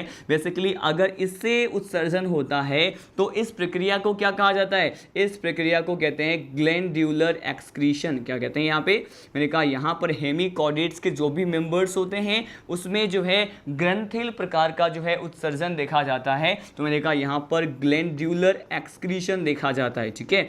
ग्लैंड्यूलर एक्सक्रीशन को क्या कहते हैं, यहाँ पे इसको कहा जाता है ग्रंथिल प्रकार का उत्सर्जन या फिर ग्रंथिल उत्सर्जन इसे कह सकते हैं, ठीक है। अब देखिए यहाँ पे प्रोबेसिस ग्लैंड या ग्लैंडुलर टाइप का एक्सक्रीशन तो प्रेजेंट होता है, लेकिन अगर हम किसकी बात करें कि यहाँ पे अगर उत्पाद की बात करते हैं, वेस्ट मटेरियल की बात करते हैं जो इनके बॉडी से एलिमिनेट होते हैं, बाहर निकलते हैं, ये कौन सा होता है, मैंने कहा ये अक्सर जो है अपने बॉडी से जिस पर्टिकुलर वेस्ट मटेरियल को जिस फॉर्म में ये रिलीज करते हैं इसे क्या कहते हैं, इसे कहा जाता है अमोनिया। ये अमोनोटैलिक होते हैं। क्या होते हैं ये, मैंने कहा ये अमोनोटैलिक होते हैं, अपने वेस्ट मटेरियल को अमोनिया के फॉर्म में रिलीज करते हैं, ठीक है। हमने यहाँ पे एक्सक्रीशन का पॉइंट भी स्टडी कर लिया है। चलते हैं उसके पर्टिकुलर नेक्स्ट कैरेक्टर की तरफ। यहाँ पे अगर हम किसकी बात करें, यहाँ पे अगर नर्वस सिस्टम की बात करते हैं तो इसके नर्वस सिस्टम में हमें कुछ एक वेरिएशन देखने को मिलता है, हम इसकी बात करने वाले हैं, ठीक है। अगर इसके तंत्रिका तंत्र की बात करें, किसकी बात करने वाले हैं, नर्वस सिस्टम, या फिर अगर हम इसके तंत्रिका तंत्र की बात करें तो तंत्रिका तंत्र में हमें क्या क्या दिखाई देगा। यहाँ पे देखिए, यहाँ पे इसका जो तंत्रिका तंत्र होता है वो बहुत आदिम प्रकार का होता है। कैसा होता है, मैंने कहा ये प्रिमिटिव टाइप का होता है। अगर ये प्रिमिटिव टाइप का है या आदिम प्रकार का है तो आखिर हम ये क्यों कह रहे हैं, क्योंकि यहाँ पर कहा जाता है, इसमें प्रिमिटिव टाइप के स्ट्रक्चर प्रेजेंट होते हैं और ये जो स्ट्रक्चर है इसे क्या कहते हैं, इसे कहा जाता है नर्व प्लेक्सस। क्या कहते हैं यहाँ पे, इस स्ट्रक्चर को जो यहाँ पे प्रिमिटिव टाइप का प्रेजेंट होता है इसे कहते हैं नर्व प्लेक्सस कहा जाता है। क्या कहा जाता है, इसे नर्व प्लेक्सस कहते हैं और ये इसका इंपॉर्टेंट पॉइंट होता है। ठीक है, यहाँ पर हमने नर्व प्लेक्सस या फिर प्रिमिटिव या फिर आदिम प्रकार के जो नर्वस सिस्टम प्रेजेंट होता है, नर्वस सिस्टम मतलब तंत्रिका तंत्र प्रेजेंट होता है, हमने इसकी बात की। लेकिन अगर हम इसके नर्व कॉर्ड की बात करें, किसकी बात करें, अगर हम इसके नर्व कॉर्ड की बात करते हैं कि आखिर इसमें नर्व कॉर्ड कैसा होता है, तो यहाँ पर एक ट्रिक प्रोवाइड कर रहा हूँ इसके नर्व कॉर्ड के लर्न करने का, सीक्वेंस लर्न करने का। इसका जो नर्व कॉर्ड होता है वो SHV टाइप का होता है। कैसा होता है, मैंने कहा इसका जो नर्व कॉर्ड होता है वो SHV टाइप का होता है, जहां पे S क्या रिप्रेजेंट कर रहा है, मैंने कहा S रिप्रेजेंट करता है सिंगल। ठीक है, यहां पे इसका नर्व कोड सिंगल टाइप का होता है। H का रिप्रेजेंट करता है, H रिप्रेजेंट करता है हॉलो। क्या करता है, मैंने कहा H रिप्रेजेंट करता है हॉलो। और V क्या रिप्रेजेंट कर रहा है, मैंने कहा ये रिप्रेजेंट करता है वेंट्रल। क्या करता है, वेंट्रल। ठीक है, यहां पर आपने देखा कि किस प्रकार का नर्व कॉर्ड प्रेजेंट होता है, नर्व कॉर्ड सिंगल है मतलब इसे हम कहेंगे एकल प्रकार का नर्व कॉर्ड होता है। हॉलो है, हॉलो का मीनिंग क्या होता है, मतलब खोखले प्रकार का यहाँ पर क्या प्रेजेंट होता है, नर्व कॉर्ड प्रेजेंट होता है। वेंट्रल का मतलब होता है अधर प्रकार का यहाँ पर क्या होता है, नर्व कॉर्ड होगा। ठीक है, यहाँ पर हमने नर्व प्लेक्सस जो कि आदिम प्रकार के थे, इसके बेसिस पे इसके तंत्रिका तंत्र को भी हम क्या कह सकते हैं कि आदिम प्रकार का तंत्रिका तंत्र पाया जाता है। ठीक है, अब इन सारे कैरेक्टर को स्टडी करने के बाद सीधे हम लीड करते हैं नर्वस सिस्टम के बाद। अब हम पढ़ने वाले हैं बेसिकली इसके नेक्स्ट कैरेक्टर की तरफ जो है रिप्रोडक्शन। ठीक है, हम पढ़ने वाले हैं कि आखिर जो इसमें रिप्रोडक्शन का प्रोसेस की बात करें या फिर हम इसके जनन के आधार पर इसमें जो भी इस पर्टिकुलर फाइलम में मेंबर आते हैं उसकी बात करने वाले हैं कि जनन के आधार पर ये किस प्रकार के होते हैं। ठीक है, देखिए जनन के आधार पर ये एक लिंगी होते हैं। मैंने कहा ये कैसे होते हैं, ये यूनिसेक्सुअल होते हैं। कैसे होते हैं, मैंने कहा ये यूनिसेक्सुअल होते हैं जनन के आधार पर, मतलब एक लिंगी कहा जाता है। एक लिंगी कहने का मतलब आप जानते हैं, बहुत बार डिस्कस कर चुके हैं कि यहाँ पर क्या स्टेटमेंट दूंगा मैं, यहाँ पे बोलूंगा कि यहाँ पर सेक्सेस आर सेपरेट। जो भी सेक्स ऑर्गन होते हैं, पर्टिकुलर 2 टाइप्स के सेक्स ऑर्गन 2 अलग अलग इंडिविजुअल में क्या होंगे, प्रेजेंट होंगे। ठीक है, यहाँ पे लिखा सेक्सेस आर सेपरेट। यहाँ पर क्या होते हैं, ये जो मेल सेक्स ऑर्गन और फीमेल सेक्स ऑर्गन क्या होते हैं, सेपरेटली 2 इंडिविजुअल में प्रेजेंट होते हैं, यूनिसेक्स होते हैं। अगर यहाँ पे रिप्रोडक्शन में ही हम किसकी बात करें, रिप्रोडक्शन में अब अगर यहाँ पर हम निषेचन की बात करते हैं, मतलब यहाँ पर अगर हम फर्टिलाइजेशन की बात करें, किसकी बात करें यहाँ पे, अगर हम यहाँ पे निषेचन की बात करते हैं, फर्टिलाइजेशन की बात करते हैं, तो इसके लिए क्या कहा जाता है, मैंने कहा यहाँ पर निषेचन और फर्टिलाइजेशन के लिए यहाँ पर किस प्रकार का फर्टिलाइजेशन पाया जाएगा, पहले इसकी बात कर लेते हैं। तो यहाँ पे एक्सटर्नल टाइप ऑफ फर्टिलाइजेशन होता है। क्या होता है, मैंने कहा यहाँ पे एक्सटर्नल फर्टिलाइजेशन होता है, जिसे हम क्या कहते हैं, इसे कहा जाता है कि यहाँ पे बाह्य निषेचन पाया जाएगा। कहाँ पे, मैंने कहा यहाँ पे जो निषेचन की प्रक्रिया होती है वो इनके बॉडी के बाहर देखने को मिलता है, इसीलिए हम इसको क्या कह सकते हैं, इसको बाह्य निषेचन कह सकते हैं। ठीक है, देखिए यहाँ पर हमने जो पॉइंट स्टडी किया इसको वन मोर टाइम हम रिवाइज करते हैं। देखिए मैंने कहा पहले उत्सर्जन के बारे में। ठीक है, उत्सर्जन के लिए यहाँ पर स्पेशल स्ट्रक्चर प्रेजेंट है, मैंने कहा ये है प्रोबोसिस ग्लैंड। क्या होता है, प्रोबोसिस ग्लैंड होता है। साथ साथ इसमें जो उत्सर्जन अगर ग्लैंड के थ्रू, विभिन्न प्रकार के ग्रंथि के थ्रू होता है, ग्लैंड को हम ग्रंथि कहते हैं, अगर ये ग्रंथि के थ्रू हो रहा है तो इसे क्या कहेंगे, इसे ग्रंथिल उत्सर्जन कहेंगे। ठीक है, अब देखिए इसके तंत्रिका तंत्र के बारे में भी हमने स्टडी किया कि इसमें nerve cord single, hollow, ventral मतलब एकल, खोखला, अधर प्रकार का होता है। आदिम प्रकार का नर्वस सिस्टम है जो कि नर्व प्लेक्सस से बने होते हैं। ठीक है, यहाँ पे देखिए रिप्रोडक्शन के बारे में मैंने क्या बताया कि अधिकांश जो भी मेंबर होते हैं उसमें बाह्य निषेचन या एक्सटर्नल फर्टिलाइजेशन मिलता है और ये कैसे होते हैं, ये यूनिसेक्सुअल होते हैं। ठीक है, अब मैं आपको क्या बताने वाला हूँ कि अगर हम यहाँ पे इसमें पाए जाने वाले लार्वल स्टेज की बात करें, किसकी बात करें, यहाँ पे अगर हम किसकी बात कर रहे हैं, यहाँ पे लार्वल स्टेज की बात करें, यहाँ पर अगर इसमें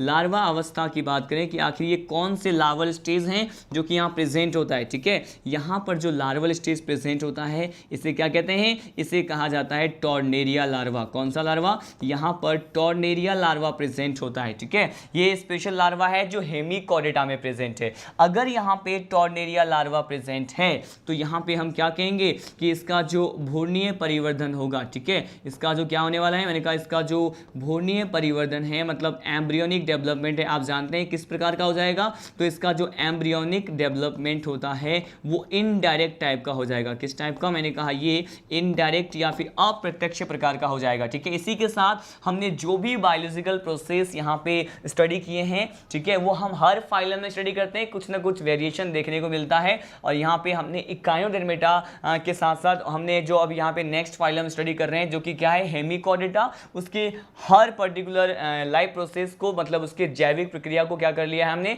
स्टडी कर लिया, ठीक है। इन सभी पर्टिकुलर प्रोसेस या फिर लाइफ प्रोसेस को स्टडी करने के बाद अब हम डायरेक्टली लीड करते हैं इसके क्लासिफिकेशन की तरफ, ठीक है। काफ़ी छोटा फाइलम है, शॉर्ट फाइलम है, तो मैंने कहा अगर हम इसके क्लासिफिकेशन की बात करें तो यहाँ पे नेक्स्ट टॉपिक क्या है, यहाँ पे नेक्स्ट टॉपिक है क्लासिफिकेशन। क्या है यहाँ पे नेक्स्ट टॉपिक जो है ये है बेसिकली क्लासिफिकेशन, कि अगर हम यहाँ पे वर्गीकरण की बात करें तो वर्गीकरण में हमें कौन कौन से पॉइंट स्टडी करने होते हैं, अब हम ये डिस्कस करने वाले। देखिए यहाँ पे क्लासिफिकेशन जो है इसका जो है 2 क्लासेस में किया जाता है। कितने क्लासेस में, यहाँ पे ओनली हम 2 क्लासेस की बात कर रहे हैं, 2 वर्ग ही होते हैं यहाँ पर, ठीक है।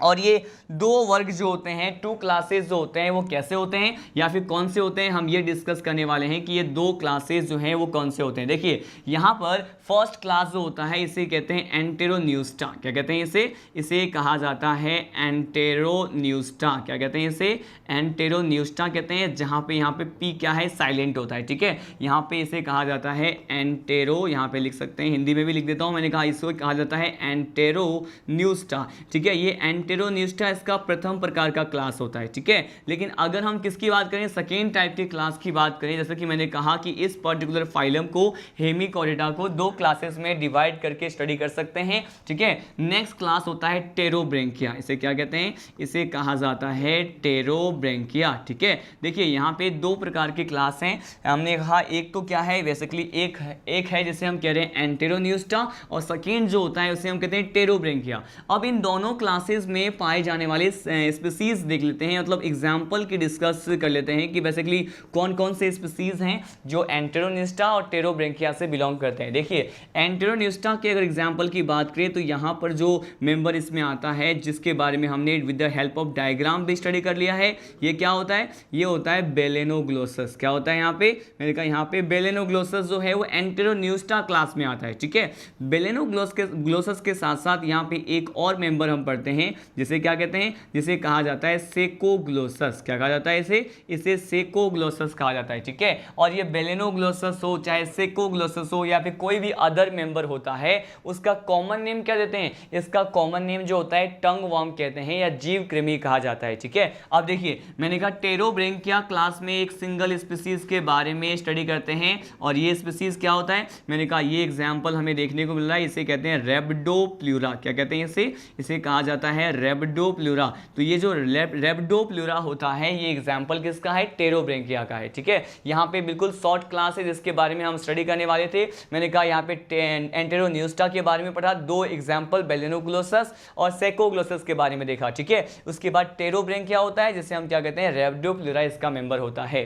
बस 2 ही क्लास की बात करते हैं। इसी के साथ ये जो हमारा हेमिकोडेटा क्लास जो है, बेसिकली हेमिकोडेटा जो फाइलम है उसके हमने general characters, basis of classification, हमने बेलेनोग्लोसस का डायग्राम देखा कि किस तरह से इनके जो बॉडी हैं वो सेगमेंट में, खंडों में डिवाइड होते हैं, और हमने यहाँ पे जैविक प्रक्रमों के साथ साथ इसका classification with the help of example क्या कर लिया है, डिस्कस कर लिया है, ठीक है। इसके बाद हम जो अब फाइलम पढ़ने वाले हैं स्टार्ट करते हैं। बिल्कुल अब हमारा फ्रेश फाइलम होता है जो कि लास्ट फाइलम है, ठीक है। अब हम पढ़ने वाले हैं कॉर्डेटा फाइलम के बारे में, ठीक है। यहाँ पर इस लेक्चर में कॉर्डेटा फाइलम में आखिर कौन कौन से जनरल कैरेक्टर्स होते हैं जिसके आधार पर हम जीवों को पहचान सकते हैं कि हाँ ये कॉर्डेट्स होते हैं, ठीक है, उसको हम देखने वाले हैं कि इसमें जो है बेसिकली हमें कौन कौन से लक्षण दिखाए जाते हैं। ये हमारा लास्ट फाइलम है जिसे मैं आपके साथ डिस्कस करने वाला हूं। इसी लेक्चर में हम यहाँ पे इसके एक टिपिकल स्ट्रक्चर को देखेंगे, ठीक है, कि उस स्ट्रक्चर के थ्रू कॉर्डेटा फाइलम में जो भी अभिलाक्षणिक गुणधर्म होते हैं, जनरल कैरेक्टर्स होते हैं, उसके बारे में आप जान पाएंगे, ठीक है। यहाँ पे देखिए हमारा जो बिल्कुल फ्रेश फाइलम है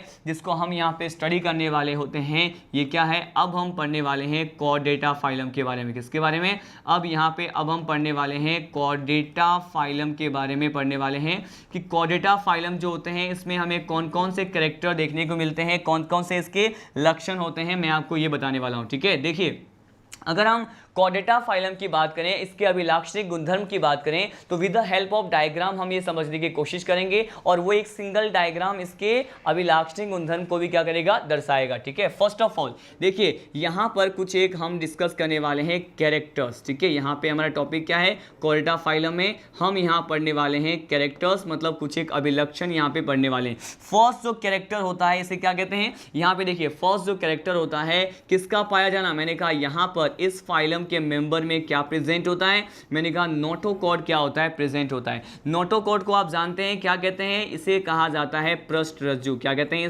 इसे पृष्ठरज्जु कहा जाता है। नोटोकॉर्ड क्या होता है, यहाँ पे प्रेजेंट होता है। और अगर हम यहाँ पे नोटोकॉर्ड के फंक्शन की बात करें या फिर ये बात करें कि नोटोकॉर्ड जो है वो किस पर्टिकुलर भाग में प्रेजेंट होता है, तो यहाँ पर ये कहा जाता है कि नोटोकॉर्ड जो है उसके पृष्ठ भाग में पाया जाता है। किस भाग में, मैंने कहा नोटोकॉर्ड जो है इसके पृष्ठ भाग में, या फिर हम ये कहते हैं इसके डॉर्सल पार्ट में क्या होता है, प्रेजेंट होते हैं। डॉर्सल सरफेस पे जो नोटोकॉर्ड होता है वो प्रेजेंट होता है। ठीक है, लेकिन इसके साथ साथ मैं आपको यहीं पर ही पॉइंट बता दूं कि नोटोकॉर्ड का वर्क क्या होता है। देखिए इसका फंक्शन क्या होता है, हम ये पढ़ने वाले हैं। इसके फंक्शन में क्या कहते हैं कि ये जो भी मेंबर्स कॉर्डेटा फाइलम के सदस्य होते हैं उसमें पाया जाने वाला जो नोटोकॉर्ड होता है उसके बॉडी को क्या करता है, मैंने कहा उसके बॉडी को ये शेप प्रोवाइड करता है। क्या करता है, मैंने कहा इट प्रोवाइड द शेप। ठीक है, ये क्या प्रोवाइड करेगा, ये शेप या फिर एक निश्चित आकार क्या करता है, प्रोवाइड करता है। तो यहां पर हमने देखा कि ये क्या प्रोवाइड कर रहा है, तो ये आकार प्रदान करता है। क्या करता है, मैंने कहा ये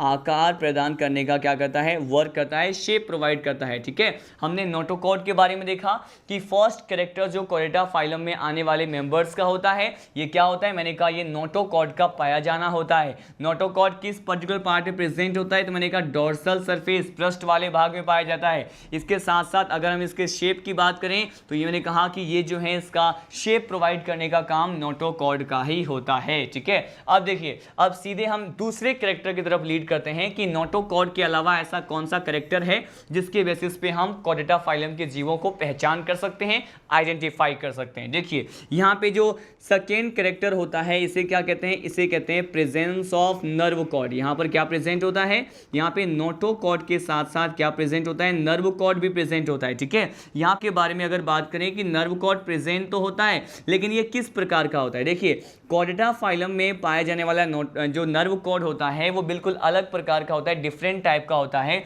हम इसे कहते हैं, इसमें पाया जाने वाला नर्व कॉर्ड कैसा होता है, सिंगल होता है। ठीक है, सिंगल के साथ साथ ये कैसा होता है, मैंने कहा ये हॉलो होता है, मतलब खोखला होता है, एकल होता है।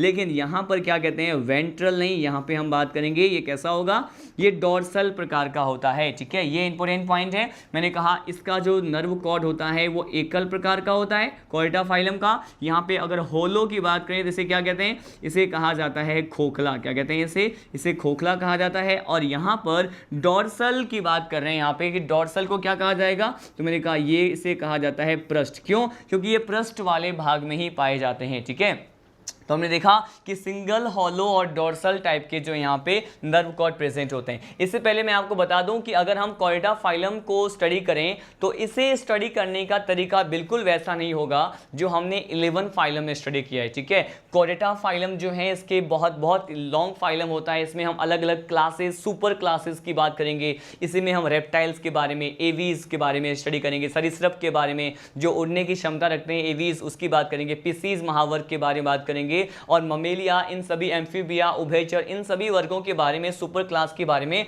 इसी फाइलम में डिस्कस करना है। ठीक है, इसीलिए ये बहुत बड़ा फाइलम है, लॉन्ग फाइलम है। लेकिन इसको पढ़ने का तरीका बिल्कुल वैसा नहीं होगा कि हम इसमें बेसिस ऑफ क्लासिफिकेशन डिस्कस करें। हाँ, सम टाइम हम इसमें पाए जाने वाले जनरल फीचर को जरूर डिस्कस करेंगे। यहाँ पर ये कि इसमें बेसिकली डाइजेशन कैसे होता है, एक्सक्रीशन कैसे होता है, लेकिन वो जो पर्टिकुलर पॉइंट था बेसिस ऑफ क्लासिफिकेशन उसको हमें वहीं तक यूज करना है। कहाँ तक, मैंने कहा बेसिकली हम अगर उस बेसिस बेसिस ऑफ क्लासिफिकेशन, वर्गीकरण के आधार, जिसमें मैं आपको क्या बताता था, मैं आपको बताता था कि इसका बॉडी प्लान कैसा है, लेवल ऑफ ऑर्गेनाइजेशन कैसा है, सिलोम है कि नहीं है, ये सारे पॉइंट जो है हमने प्रीवियस फाइलम में स्टडी किए। ये इसको इस पर्टिकुलर सिंगल लास्ट फाइलम कोएटा फाइलम को पढ़ने का तरीका बिल्कुल अलग होता है, ठीक है। उसको हम एक चार्ट के थ्रू समझेंगे और मैं उस चार्ट जो है इसे नेक्स्ट लेक्चर में डिस्कस करेंगे। वहां पर मैं आपको बताऊंगा कि आखिर उस पर्टिकुलर चार्ट के हेल्प से हम किस तरह से इस कोएटा फाइलम को पढ़ना है वो आपको मालूम चल पाएगा, ठीक है। यहां पर हम कोएटा फाइलम में पाए जाने वाले कुछ एक स्पेशल कैरेक्टर की बात कर रहे थे। यहां पर हमने नर्व कॉर्ड के बारे में बात कर लिया था, ठीक है। अगर यहां पे नर्व कॉर्ड के फंक्शन की बात करें कि नर्व कॉर्ड जो होता है आखिर इसका कार्य क्या होता है, मैंने कहा ये जो है शरीर में, इनके बॉडी में आवेग परिवहन के लिए क्या होते हैं, मैंने कहा रिस्पॉन्सिबल होते हैं। तो ये क्या करते हैं, मैंने कहा ये जो है आवेग का क्या करते हैं, आवेग का परिवहन करते हैं। किसका, मैंने कहा ये आवेग का परिवहन करते हैं, या फिर हम ये कह सकते हैं कि ये इम्पल्स का क्या कर रहे हैं, ये इम्पल्स का कंडक्शन करते हैं। क्या करते हैं ये इम्पल्स का कंडक्शन करते हैं, मतलब आवेग को क्या करते हैं, परिवहित करते हैं, ठीक है। यहाँ पे दो जो है 2 टाइप्स के हमने यहाँ पे कैरेक्टर को डिस्कस कर लिया। चलिए अब नेक्स्ट कैरेक्टर की ओर लीड करते हैं। इन सभी कैरेक्टर को हम यहाँ पे डायग्राम में भी डिस्कस करेंगे, जिसके बारे में आपको मालूम चल पाएगा। थर्ड कैरेक्टर क्या है, थर्ड कैरेक्टर है कि कॉर्डेटा में क्या पाया जाता है, यहाँ पे फेरिंगियल गिल स्लिट होता है। क्या होता है, मैंने कहा फेरिंगियल गिल स्लिट भी यहाँ पर क्या होता है, प्रेजेंट होते हैं। तो अगर हम फेरिंगियल गिल स्लिट्स की बात करते हैं, लेकिन उससे पहले मैं आपको बता दूं कि ये फेरिंगियल गिल स्लिट जो होता है उसे हम हिंदी में क्या कहते हैं, इसे कहते हैं ग्रसनीय क्लोम विदर। क्या कहते हैं इसे कहा जाता है, फेरिंगियल गिल स्लिट को कहा जाता है ग्रसनीय क्लोम विदर कहते हैं। और ये जो स्लिट है या विदर टर्म जो है, इसका मतलब होता है कुछ एक पोर्स लाइक स्ट्रक्चर आप देखेंगे डायग्राम में जो अपन अभी पढ़ने वाले हैं, वहां पे ये प्रेजेंट होते हैं, ठीक है। तो फेरिंगियल गिल स्लिट का पाया जाना, ये भी कॉर्डेटा फाइलम के जीवों का क्या है, one of the important character consider किया जाता है, ठीक है। अब देखिए यहां पर अगर इसी पर्टिकुलर टॉपिक में बात करें तो ये फेरिंगियल गिल स्लिट जो है आखिर किस काम में आते हैं, इसका फंक्शन क्या होता है। अगर इसके कार्य की बात करते हैं स्टूडेंट, तो यहाँ पे जो इसका कार्य होता है वो क्या होता है, मैंने कहा यहाँ पर इसका कार्य जो है ये होता है श्वसन में। किसमें, मैंने कहा ये जो श्वसन की बात करें या फिर जो हम रेस्पायरेशन की बात करते हैं, तो ये जो है ग्रसनीय क्लोम विदर से ही हो पाता है, ठीक है। अब इसके बाद नेक्स्ट कैरेक्टर को डिस्कस करते हैं, जो हमारा फोर्थ जो यहाँ पे अभिलाक्षणिक गुणधर्म होता है, लास्ट अभिलाक्षणिक गुणधर्म को हम देखने वाले हैं, जो कॉर्डेटा फाइलम में प्रेजेंट होता है। ये क्या होता है, यहाँ पे बेसिकली बात करते हैं पोस्ट एनल टेल का पाया जाना। कौन सा, मैंने कहा यहाँ पे क्या प्रेजेंट होता है, एक स्पेशल टाइप का स्ट्रक्चर प्रेजेंट होता है जो गति और गमन के लिए क्या होता है, रिस्पॉन्सिबल होता है, मूवमेंट एंड लोकोमोशन प्रोवाइड करता है। मैंने कहा ये क्या होता है, ये होता है पोस्ट एनल टेल। क्या होता है, मैंने कहा ये होता है पोस्ट एनल टेल। यहाँ पे क्या होते हैं, प्रेजेंट होते हैं। पोस्ट एनल टेल जो होता है इसे क्या कहते हैं, इसे कहा जाता है पश्च। क्या कहते हैं इसे कहते हैं पश्च गुदीय पुच्छ। क्या कहते हैं इसे, पश्च गुदीय पुच्छ कहा जाता है। तो यहाँ पर हमने देखा पोस्ट एनल टेल भी क्या होता है, प्रेजेंट होता है। लेकिन ये जो पोस्ट एनल टेल होता है उसका पाया जाना एक कैरेक्टर तो होता है, लेकिन इसका फंक्शन क्या है, तो अभी मैंने आपको बताया कि ये जनरली किस में हेल्प करते हैं, किस में सहायता करते हैं। मैंने कहा ये लोकोमोशन में हेल्प करते हैं। किसमें, मैंने कहा ये लोकोमोशन या फिर गमन में क्या करते हैं, मैंने कहा ये लोकोमोशन या गमन में क्या करते हैं, सहायक स्ट्रक्चर होते हैं। तो हमने यहां पर क्या डिस्कस किया, देखिए यहां पर मैंने आपको कॉर्डेटा फाइलम के जीवों में पाए जाने वाले कुछ एक इंपॉर्टेंट कैरेक्टर्स या फिर जिसे हम क्या कह सकते हैं, जिसे प्रारूपिक लक्षण कह सकते हैं, एटिपिकल स्ट्रक्चर की हमने क्या की है, एटिपिकल कैरेक्टर्स की हमने बात की है कि नोटोकॉर्ड प्रेजेंट होता है, इसके डॉर्सल सरफेस पे प्रेजेंट होता है, फंक्शन होता है प्रोवाइड द शेप, आकार प्रदान करना। नर्व कॉर्ड का पाया जाना नेक्स्ट कैरेक्टर होता है, जो कि कैसा होता है, सिंगल मतलब एकल प्रकार का होता है, होलो मतलब खोखला होता है, डॉर्सल मतलब पृष्ठ भाग में प्रेजेंट होता है, और इसका काम क्या है, आवेग का परिवहन करना, मतलब इंपल्स को क्या करना, कंडक्ट करना, ठीक है। फेरिंगियल गिल स्लिट की बात करते हैं, ग्रसनीय क्लोम विदर की बात करते हैं, इसका फंक्शन क्या होता है, मैंने कहा इसका फंक्शन होता है श्वसन के लिए क्या होते हैं, ये रिस्पॉन्सिबल होते हैं। लास्ट फंक्शन मैंने आपको बताया पोस्ट एनल टेल के बारे में, और ये जो पोस्ट एनल टेल है इसका वर्क क्या था, मैंने कहा लोकोमोशन का था। ठीक है, अब यहाँ पे जो भी कैरेक्टर्स को हम पढ़े हैं इन सभी कैरेक्टर को स्पष्ट रूप से हम यहाँ पे समझने के लिए हम एक डायग्राम डिस्कस करते हैं, जहाँ पे आप समझ पाएंगे कि आखिर ये जो कैरेक्टर्स हैं या फिर ये जो स्ट्रक्चर्स यहाँ पे प्रेजेंट होते हैं वो किस तरह से यहाँ पे पाए जाएंगे। ठीक है, यहाँ पे एटिपिकल स्ट्रक्चर को शो करता हुआ डायग्राम कॉर्डा फाइलम का मैं बनाने वाला हूँ। इसे हम कैसे समझ सकते हैं, देखिए यहाँ पर इसका जो स्ट्रक्चर होता है वो कुछ ऐसा होता है।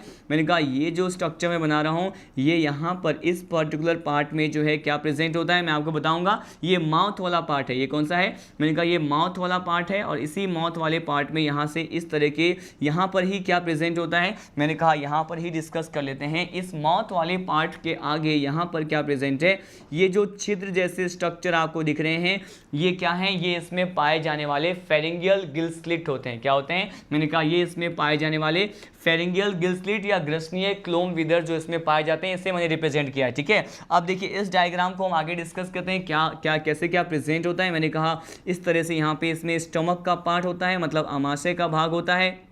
ये जो स्टमक है इसके नेक्स्ट पार्ट की बात करें तो ये कुछ इस तरह से यहाँ पे क्या होता है, अरेंज होता है, और ये जो है इसके स्मॉल इंटेस्टाइन, और इसके साथ साथ यहाँ पर जो है इस पर्टिकुलर पार्ट पर इसका क्या है, मैंने कहा ये जो लार्ज इंटेस्टाइन का पार्ट होता है, और यहाँ पे फाइनली कौन सा पार्ट है, मैंने कहा ये इसका एनस होता है। ठीक है, अब देखिए ये मैंने पार्ट तो बना दिया है लेकिन हम इसको लेबल करने की कोशिश करेंगे। मैंने कहा ये जो पार्ट आपको दिख रहा है ये कौन सा था, मैंने कहा ये जो है इसका माउथ वाला पार्ट होता है। क्या होता है, मैंने कहा ये मुख वाला भाग है या माउथ पार्ट होता है। ये जो स्ट्रक्चर मैंने बनाया है ये किसको रिप्रेजेंट कर रहा है, मैंने कहा ये इसमें पाए जाने वाले फेरिंगियल किसको रिप्रेजेंट करता है, मैंने कहा ये इसमें पाए जाने वाले फेरिंगियल गिल स्लिट को क्या करता है, रिप्रेजेंट करता है। ठीक है, ये यहाँ पर फेरिंगियल गिल स्लिट्स को या फिर हम इसे कहते हैं बेसिकली क्या कहते हैं, इसे कहते हैं ग्रसनीय क्लोम विदर यहाँ पर क्या है प्रेजेंट है। ये वाला पार्ट क्या है, ये वाला पार्ट जो है इसे क्या कहा जाता है, इसे कहा जाता है स्टमक। ठीक है, ये इसका आमाशय वाला भाग है, स्टमक वाला पार्ट होता है। ठीक है,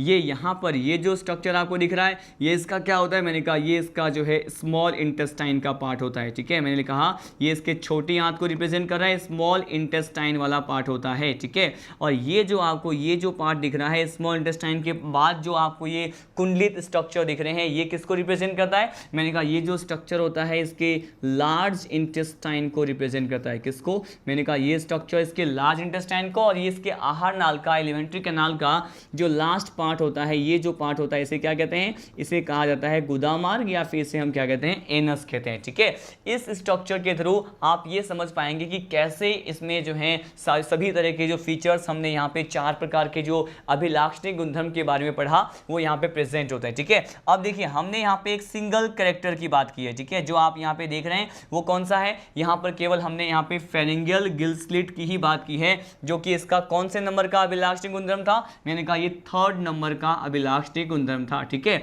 यहाँ पे हम यहाँ पे क्या पढ़ने वाले हैं कि नोटोकॉर्ड कैसे होता है, नर्व कॉर्ड कैसा होता है। देखिए यहाँ पर इसके इस पर्टिकुलर पार्ट में मैंने कहा ये जो मैं बना रहा हूँ ये इसका क्या बना रहा हूँ, ये इसका क्या है, ये इसका नोटोकॉर्ड है। क्या है, मैंने कहा ये इसका पृष्ठरज्जु है जो कॉर्डा फाइलम में यहाँ पे प्रेजेंट है, तो मैंने कहा ये इसका क्या हो गया, मैंने कहा ये इसका नोटोकॉर्ड वाला पार्ट हो गया। ठीक है, इसी नोटोकॉर्ड वाले पार्ट के ऊपर में हम क्या बना सकते हैं, मैंने कहा यहाँ पर नोटोकॉर्ड है, और बेसिकली यहाँ पर क्या प्रेजेंट होता है, इसके जस्ट डोर्सल सरफेस पे, अपर डोर्सल सरफेस पे यहाँ पे इस तरह से यहाँ पे क्या प्रेजेंट होता है, मैंने क्या रिप्रेजेंट कर दिया, ये हमने इसको नर्व कॉर्ड को रिप्रेजेंट कर दिया। ठीक है, तो इस डायग्राम को यहाँ पे डिस्कस कर लेते हैं। मैंने कहा ये जो आपको दिख रहा है ये क्या है, मैंने कहा ये इसका नर्व कॉर्ड है। ठीक है, यहाँ पे इस डायग्राम में ये वाला जो पार्ट होता है इसका नर्व कॉर्ड होता है, जिसका काम क्या होता है, इनके शरीर में आवेग का परिवहन करना, इंपल्स का कंडक्शन करना। ठीक है, और ये जो आपको पार्ट दिख रहा है इसके जस्ट नीचे ये कौन सा पार्ट होता है, मैंने कहा ये जो पार्ट होता है ये इसका नोटोकॉर्ड है। क्या है ये,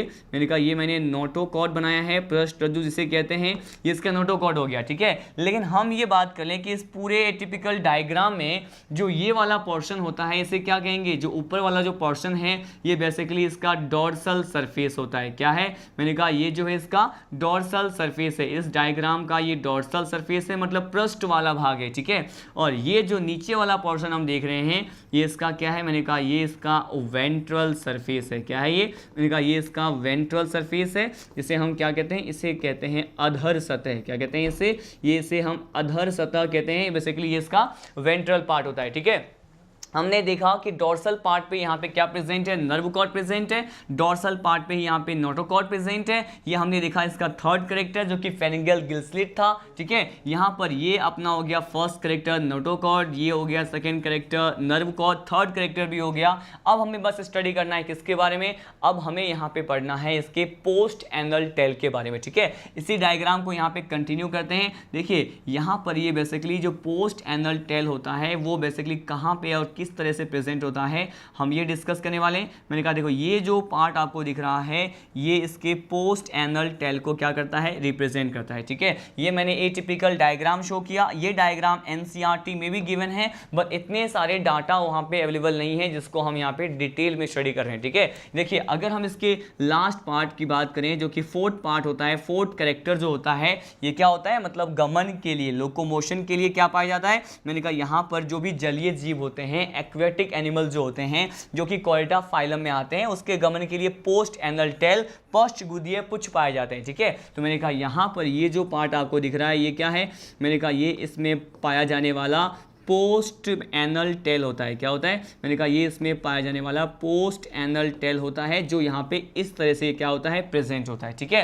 तो हमने इस एक सिंगल डायग्राम से ये समझने की कोशिश की कि आखिर ये जो कैरेक्टर्स मैंने आपको 4 कैरेक्टर्स एक्सप्लेन किया था उसको हमने पार्ट बाय पार्ट क्या किया, यहाँ पे सिक्वेंस में लेबल किया। ये जो पार्ट था मैंने कहा ये कौन सा था, ये इसका माउथ वाला पार्ट है। माउथ वाले पार्ट में आगे जा करके माउथ और स्टमक के बीच में यहाँ पे क्या प्रेजेंट होता है, ग्रसनीय क्लोम विदर प्रेजेंट होता है, ठीक है। ये जो स्टमक वाला पार्ट है आगे कॉइलिंग शो करता है, कुंडलन को शो करेगा और स्मॉल इंटेस्टाइन वाला पार्ट बनाता है, ठीक है। और उसके बाद ये कौन सा पार्ट है, मैंने कहा ये इसका लार्ज इंटेस्टाइन का पार्ट होता है। और लास्ट में ये जो है यहाँ पे गुदा मार्ग आपको दिख रहा है जो इसका आहार नाल का लास्ट भाग होता है, ठीक है। हमने ये डिस्कस किया। इसके साथ साथ आपने देखा कि ये ऊपर वाला सरफेस मैंने कहा पृष्ठ भाग होता है, डॉर्सल सरफेस होता है, जबकि जो नीचे वाला भाग होता है क्या होता है, वेंट्रल सरफेस होता है, ठीक है। डॉर्सल सरफेस पे क्या प्रेजेंट है, नर्व कॉर्ड और नोटोकॉर्ड प्रेजेंट है जिसके वर्क के बारे में हमने ऑलरेडी स्टडी कर लिया। और यहाँ पर जो लास्ट पार्ट था, लास्ट कैरेक्टर जो होता है कॉरिडा का वो क्या होता है, पोस्ट एनल टेल मतलब पश्चगुदीय